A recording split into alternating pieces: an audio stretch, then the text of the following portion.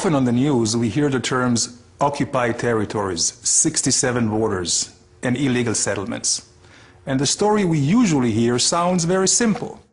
During the Six-Day War, Israel captured the West Bank from the Palestinians, refused the United Nations' demand to retreat, and illegally built settlements. But is that really the case? Let's try to understand the situation a little bit better. We'll start with a simple but extremely important question. From whom did Israel capture the West Bank?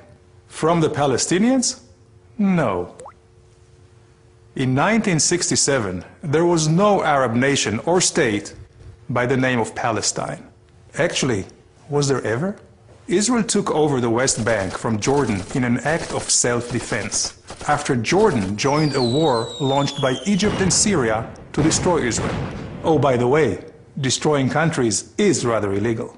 The United Nations back in 1967 rejected repeated Arab and Soviet attempts to declare Israel as the aggressor. Security Council Resolution 242 did not demand a unilateral Israeli withdrawal.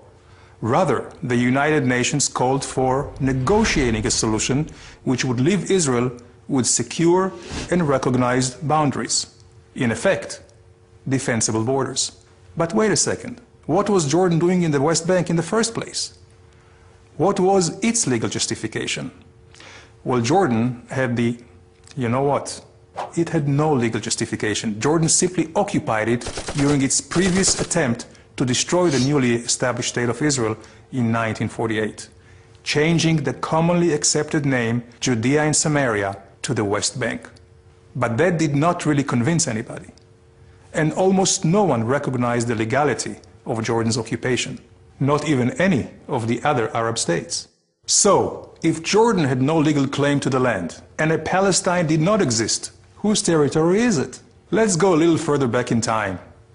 Don't worry, not to the days of the Bible, only about 100 years. Until 1917, the Ottoman Empire occupied the whole region. After losing in World War I, the Ottomans relinquished their 500-year control to the Allied forces, which decided to divide the old empire into countries. Britain's foreign minister, Lord Balfour, recognized the Jewish people's historical right to their homeland. A small area, equivalent to about 0.5% of the Middle East, was designated for this purpose. Britain received a mandate from the League of Nations to promote the establishment of a Jewish homeland. But wait a second, do you realize what happened? The Jewish homeland originally included not only the West Bank, but also the East Bank of the Jordan River. I guess you cannot say the Jewish people have not accepted some painful compromises already. Anyway, the League of Nations recognition of a Jewish homeland, which includes the West Bank, was reaffirmed by the United Nations after the Second World War. With the British mandate ending, United Nations General Assembly Resolution 181 recommended the establishment of two states, one Jewish and one Arab. The Jews accepted it and went on to create the State of Israel, while the Arabs refused the compromise and launched a war to destroy the newly established Jewish state. Resolution 181, a non-binding recommendation in the first place, remained with no legal standing. At the end of the war, a ceasefire line was formed, where the Israeli and Arab forces stopped fighting. At the insistence of the Arab leaders, this line was defined as having no political significance. So, although this line is commonly referred to as the 1967 border, it is not from 1967, and it was never an international border. This is why a more exact legal definition for the West Bank, according to international law, is really the same as in so many other areas where there are or were territorial disputes, but which are not defined as occupied. For example, Zubarah, the Tams Islands, the Western Sahara, amongst many others. They're not considered occupied territories, but rather disputed territories. So, let's return for a moment to our illustration and examine the complete chain of events. Israel's presence in the West Bank is the result of a war of self-defense. The West Bank should not be considered occupied because there was no previous legal sovereign in the area, and therefore the real definition should be disputed territory.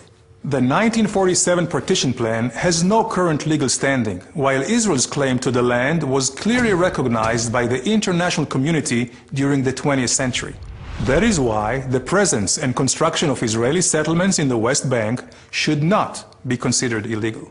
These are not just my own opinions. They are based on conclusions made by world-renowned jurists like Professor Eugene Rostow, Justice Arthur Goldberg, and Stephen Schwebel, who headed the International Court of Justice.